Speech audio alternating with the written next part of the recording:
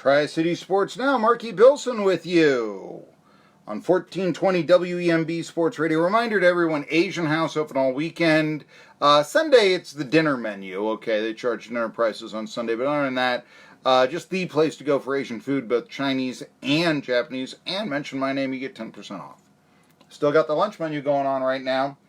And really, the lunches top out at $6.29. Of course, I recommend sushi for lunch. They get for Japanese food, the grill, sashimi. I mean, see what they got. It's all on goasianhouse.com. 10% off for mentioning my name now. Don't forget that.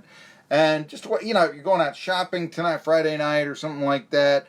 It's right there among a lot, near bowling alley, all that, for a Friday night dinner or something. So you get money off, you get fed real well. Check out that Happy Box, too. You know how the Happy Family, got a Chinese restaurant, we're going to have the Happy Family, and everybody eats in the Happy Family. And think about that for the box, the Happy Box.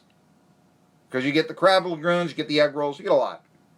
It's Asian House, right there in the Shops and West Market on your way to Jonesboro from Johnson City, or if you're coming from Jonesboro to Johnson City, they're on the right-hand side of the road, or the left if you're coming from Johnson City, just about a mile down from the intersection of West Market and State of Franklin, which I have joked is now the new face of Johnson City, not Fountain Square. For that matter, Fountain Square wasn't that big of it wasn't that nice of a face either. It was a fountain and storefront. All right, you got that. But now, now we got this strip right there. What's the face of Irwin? What's the face of Kingsport? What's the face of Greenville? What's the face? I think face. I mean, you think San Francisco, the face of the city, Golden Gate Bridge. You think Pittsburgh, face of the city. Got to be the point.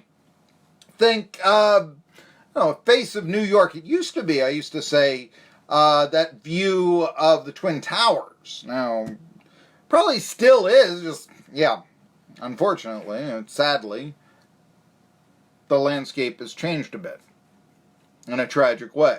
I'd still say that's a film. Or it would, I don't know, looking at Ellis Island from beyond be the face of New York City? Try to think. Try to think of what's the face of Los Angeles? The Rosslyn $1 Million Hotel. There you go. And which guys have... Yes. All right, there we go. Tri-City Sports Now, Marky Billson, just a few minutes away from Josh Brown. Bottom of the hour, talking about the revamped Atlanta Braves. A lot to talk about there. You know what? What else to talk about? Who's going to win the MVP in either league? They just had a poll. Remember, there was a poll yesterday that I talked to you about the top 100 players in the NFL, and Aaron Donald was voted as the number one player in the NFL, which I can see. Number 6 was Tom Brady. He was number 1 the year before in 2018. And I just do not see what Tom Brady did to fall 5 spaces. I mean, maybe the greatness of Aaron Donald, 20.5 sacks, makes him number 1, okay. But what did Brady do to lose 5 spaces? What did he do to fall behind Drew Brees? He won the Super Bowl. What did he do to fall behind Patrick Mahomes? He beat Patrick Mahomes in the AFC title game. What did he... I didn't get that. But anyway, there was a most valuable player poll taken in Major League Baseball. And let's see here.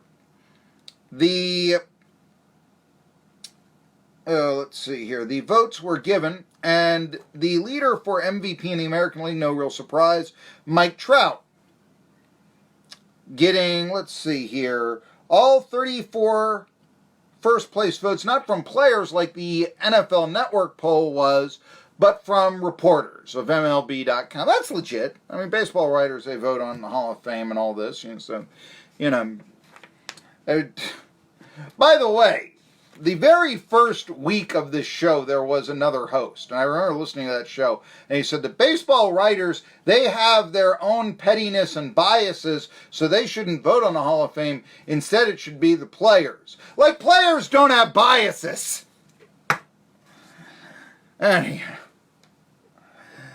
there's a reason why we've been nominated here. I've been nominated on Tri-City Sports Now for 3 Best of the Best awards in a Reader's Choice poll in a Johnson City Press. There's a reason why, okay? But no, Mike Trout, 34 reporters, they all gave him the first place vote.